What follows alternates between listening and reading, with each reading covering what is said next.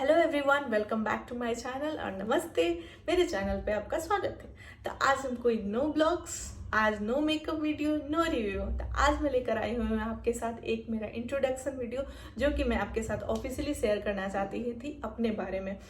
तो आज next month हमारे चैनल को हो जाएगा 1 साल। ये तो नेक्स्ट मंथ 1 साल हो जाएगा, तो मैंने सोचा क्यों ना एक ऑफिशियली इंट्रोडक्शन तो आपको बनता है ना। बहुत लोग मेरे बारे में जानते हैं, बहुत लोग जानना चाहते हैं, बहुत लोग के मन में बहुत सारे क्वेश्चंस होंगे कि मैं कैसे यूट्यूब पे आई, कैसे मैं एक साई सी बंदी, कैमरा से डरने वाली बंदी कैसे यूट्यूब पे आ गई, कैसे ये ब्लॉग्स बनाने लगी, कहाँ से दिमाग आया, कैसे स्टार्ट किया।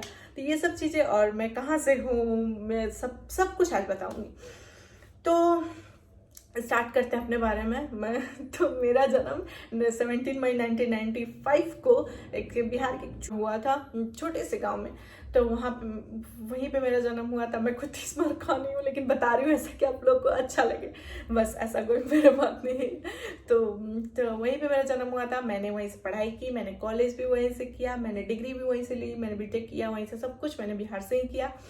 और मैं बैंगलोर कैसे आई वो भी आपको बताऊंगी। तो वहाँ से मेरी उसके बाद बड़ी लाइफ मस्त चल रही थी। गांव में मम्मी पापा और हम तीनों बड़ी मस्त से कट रहा था, लाइफ बहुत अच्छे से चल रहा था। तो बहुत ही सिंपल सीधा साधारण सी मिडिल क्लास फैमिली से हूँ मैं।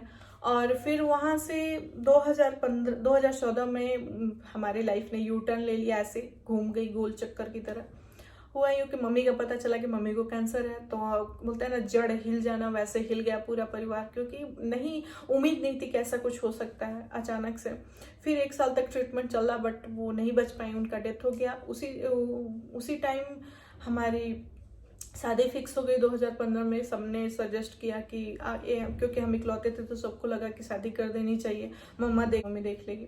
तो उसके लिए हमारा 2015 में शादी फिक्स्ड हुआ। 2015 में तो अप्रैल में हमारा शादी हो गया। बिहार के ही एक गांव में शादी हुआ, लेकिन रहते हैं दादा दादी वहाँ रहते हैं, सब लोग फरीदाबाद रहते हैं। तो वहाँ फिर शादी हो। हाँ, मेरा अरेंज मैरिज है, तो वहीं पे शादी हुआ। शादी होने के बाद मैं सेकेंड सेमेस्टर में थी, उस टाइम बीटेक कर रही थी। शादी के बाद आई, हॉस्टल गई, फिर आती थी जाती थी, मतलब वहाँ से मेरा अप एंड डाउन होने लगा फरीदाबाद से। और फिर तो मैं एग्जाम देने जाती थी, पढ़ाई करने के लिए, अटेंडेंस के लिए भी जाती थी। तो इतना कोई ग्रेट कॉलेज नहीं था, ठीक ठाक साधारण सा कॉलेज था।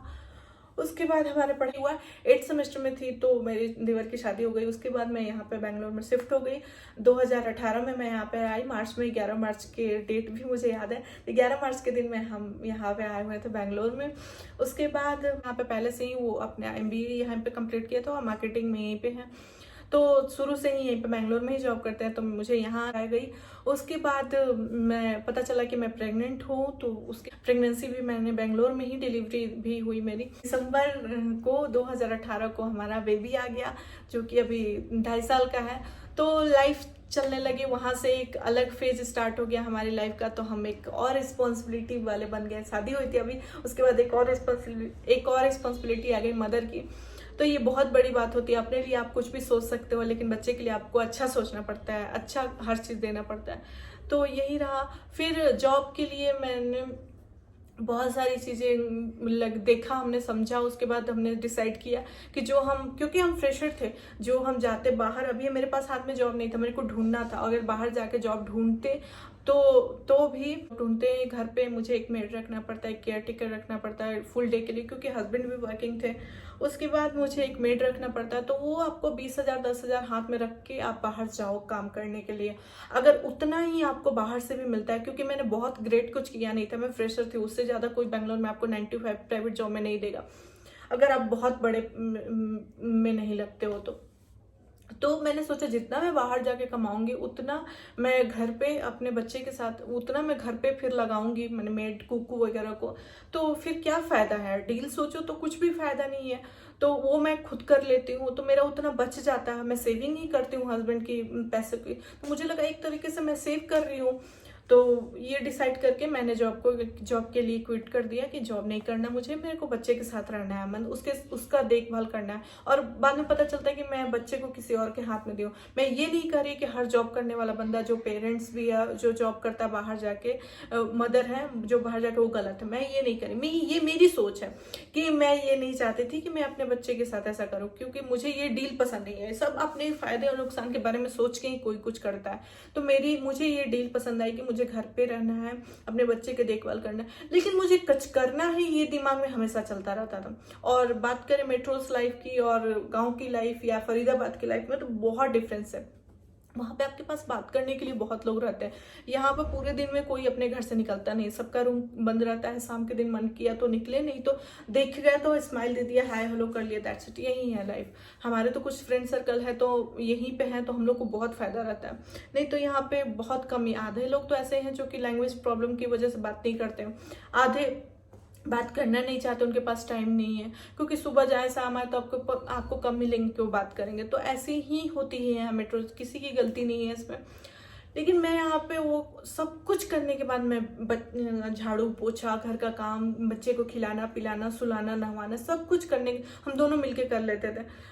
वो ऑफिस चले गए तो मैं संभालती थी पूरा दिन। अभी लॉकडाउन लगा है, वर्क फ्रॉम होम चल रहा है, पहले तो ऐसा नहीं था, तो फिर मैं पूरा दिन संभालती थी। लेकिन मेरे अंदर एक सेटिस्फैक्शन नहीं थी, वो मुझे नहीं मिल पा रहा था कि मैं अपने लिए कुछ कर रही हूँ। ये लग रहा था कि मैं सब कुछ कर रही हूँ, ठीक है, ये मेरी रिस्पॉन्सिबिलिटी, मुझे करनी चाहिए, लेकिन मैं अपने लिए क्या कर रही हूँ? क्योंकि मुझे शुरू से ही माइंडसेट बना था कि मुझे पढ़ाई करनी है और जॉब करना है। ये नहीं माइंडसेट था कि मुझे शादी करनी है, बच्चा करना है और फिर किचन का काम करना है। ये दिमाग में नहीं था, कभी नहीं सोचा था। तो वो मेंटली इंसान प्रिपेयर नहीं रहता, तो वो अंदर अंदर आपको खाते जाता है कि मैं कुछ कर नहीं रही हूँ खुद के लिए। मुझे ये था, मुझे खुद के पैरों पे खड़ा होना, खुद के लिए कुछ करना है। मैं कभी कभी बात करूंगी, हस्बैंड का हमेशा से ही मेरा सपोर्ट रहा है, जो करना है करो, पढ़ाई करनी है पढ़ाई करो, तुमको कुछ सीखना है करो, जो भी करना है करो, वो कभी नहीं रोकते। जो करना है मैं सपोर्ट करूंगा। लेकिन मुझे ये नहीं समझ में आता मैं करूँ क्या। सबसे लास्ट क्वेश्चन आके यहीं पटक जाता था, करूँ क्या मैंने टिफिन की सर्विस के लिए सोचा, मैंने कैंडल मेकिंग सोचा, मैंने बहुत सारी चीजें सोची, ऑनलाइन सर्विस सोचा। फिर मैंने बहुत कुछ सोचने के बाद एग्जीक्यूट कुछ भी प्लान एग्जीक्यूट नहीं हुआ, क्योंकि लॉकडाउन था। टिफिन सर्विस के लिए आपको सर्टिफिकेशन, फूड सर्टिफिकेट लेना पड़ता है। कोरोना में आपके टाइम पे, क्योंकि 1 साल से मैं ज़्यादा उलझने लगी, क्योंकि घर पे सबको काम करते देखते थे, तो मुझे भी लगता था मुझे काम करना है, ये दिमाग में आने लगता था। लेकिन वो कोई भी, अभी कोरोना में आपका खाना कोई लेगा नहीं, क्योंकि होम फूड का यहाँ पे सिस्टम ज़्यादा है, क्योंकि बैचलर्स हैं, कॉलेज हैं, ऑफिस वाले लोग हैं, तो वो होम फूड लेते हैं।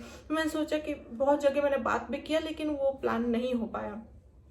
उसके बाद से मुझे यूट्यूब के लिए 1 साल पहले ही हस्बैंड ने बोला था कि बैठी हो, जो तुम वीडियोस खुद देखती हो बनाया करो, जो डेली लाइफ देखती हो, खुद का ब्लॉग्स किसी और का देखती हो, खुद बनाया करो। तो मैं जैसे ही कैमरा खोलती थी, मैं सारी चीज़ें भूल जाती थी, याद ही नहीं आता था बोलना क्या है। जैसे ही कैमरा खोलूँ, क्योंकि मैं कैमरा कभी फेस ही नहीं की थी, बचपन से ही ऐसा नहीं था कि मैं कैमरा फ्रेंडली इंसान हूँ, ऐसा कुछ नहीं था। मैं सब कुछ भूल जाती थी क्या बोलना है मुझे। हुआ कि हस्बैंड का चैनल है, जो कि अपने ऑफिस के रिलेटेड चीज़ें अपने पोस्ट करते हैं, अपलोड करते हैं, तो 1 साल में एक वीडियोस डालते हैं। तो उनका था, तो उनको एक वीडियो शूट करना था, उनको कोई काम था, तो वो बोले कि मेरे शूट कर दोगी क्या। तो मैंने बोला ठीक है, मैं घर पे वर्क फ्रॉम होम चल रहा था लॉकडाउन से, तो ठीक, मैंने बोला ठीक है, मैं कैमरा पकड़ लूँगी, तुम अपना कर लेना, मैं शूट कर दूँगी। तो ऐसे चलते रहा। मैंने उसने शूट किया, उनको एडिटिंग पसंद नहीं है, तो वो जितने टेक हो ले लेंगे, लेकिन उनको प्योर वीडियो दिखाना होता है विदाउट एडिटिंग एक भी चीज़ का, तो उनको सब कुछ परफेक्ट चाहिए ऑफिशियली। तो मैंने बोला ठीक है, मैं शूट की। लेकिन उस दिन मेरे दिमाग में एक चीज़ ठंडा कि मैं भी कर सकती हूँ ये। तो उस दिन से मैं ब्लॉग्स देखती थी। मैं प्रेगनेंसी से ही, जब से मैं प्रेग्नेंट थी, तो मैटरनिटी के टाइम पे, क्योंकि मुझे कुछ भी आइडिया नहीं था बच्चे का, कुछ भी, मतलब बच्चे का कैसे करते हैं देखभाल, क्योंकि मैंने किसी को अपने बाद देखा ही नहीं था बच्चा छोटा, तो वो मुझे कुछ भी आइडिया नहीं था। मैं सब कुछ सीखती रहती थी, देखती रहती थी। तो उसी चक्कर में मैंने ब्लॉग्स देखने स्टार्ट कर दिया। ब्लॉग्स देखी तो मैं देखती थी ब्लॉग्स, मुझे मज़ा आने लगा। फिर तो मैं डेली लाइफ भी सबका देखती थी। फिर उसके बाद घर डेकोरेट करने का मन करता था, सब कुछ करने का मन करता था, तो वो मैं देखती देखती रहती थी, यहीं पे सीखता। और रही बात खाना बनाने की, तो खाना मैं नहीं बना, मैंने शादी से पहले बनाया ही नहीं था, क्योंकि मेरी मम्मी बहुत अच्छा खाना बनाती थी और मुझे सीखने नहीं बोलती थी। कभी पढ़ाई के टाइम है ना, पढ़ाई कर, सीखने के टाइम पे सीख लेना। तो ऐसे करते करते ना, तो मैंने कुछ भी खाना बनाना मुझे नहीं आता था। उस टाइम वीडियोस वगैरह भी नहीं था कि यूट्यूब से सीख ले। तो मुझे, मेरे अंदर बस दिमाग में एक ही चीज़, जब ससुराल गई तो खाना तो बनाना पड़ेगा, तो मेरे दिमाग में एक चीज़, तो मम्मी कैसे बनाती होगी।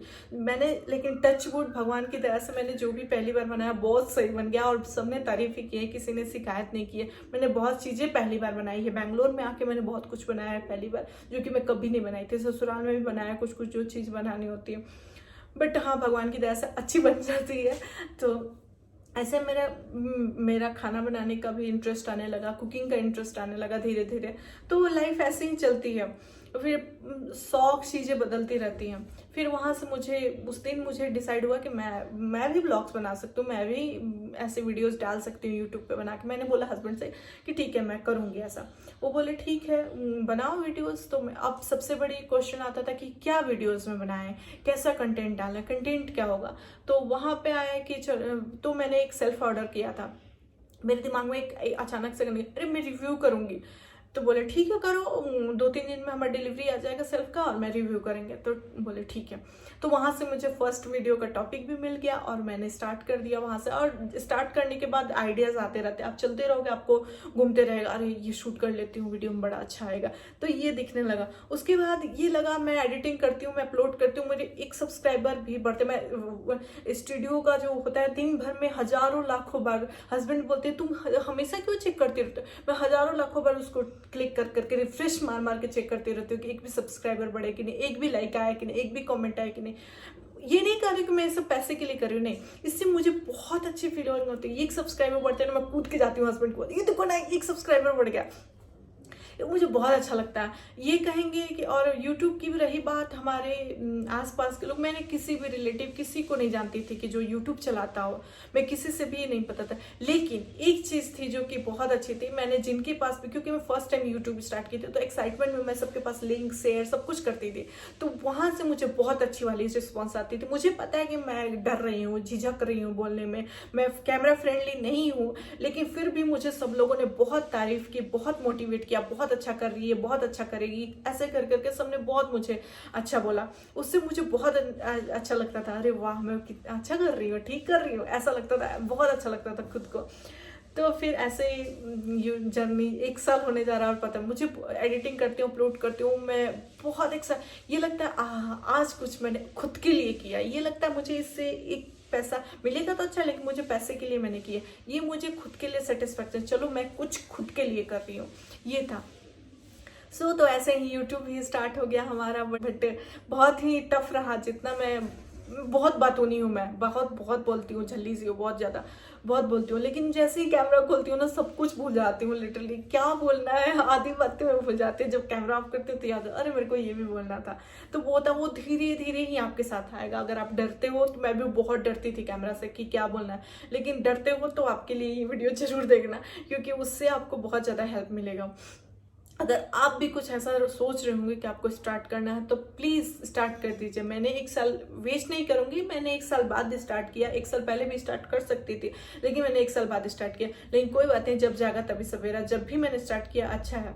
और मुझे बहुत अच्छा लगता है, कोई भी रिस्पांस आता है तो आप प्लीज़ रिस्पांस कीजिए, मेरे वीडियोस पे कमेंट भी कीजिए, और फिर बताइए कि आपको क्या और क्वेश्चन जानने हैं, और मैं जब आपको शेयर करना है, यार 26 साल का एज का है, स्टोरियाँ याद आती रहेंगी, मैं शेयर करती रहूँगी आपके साथ अपनी जर्नी।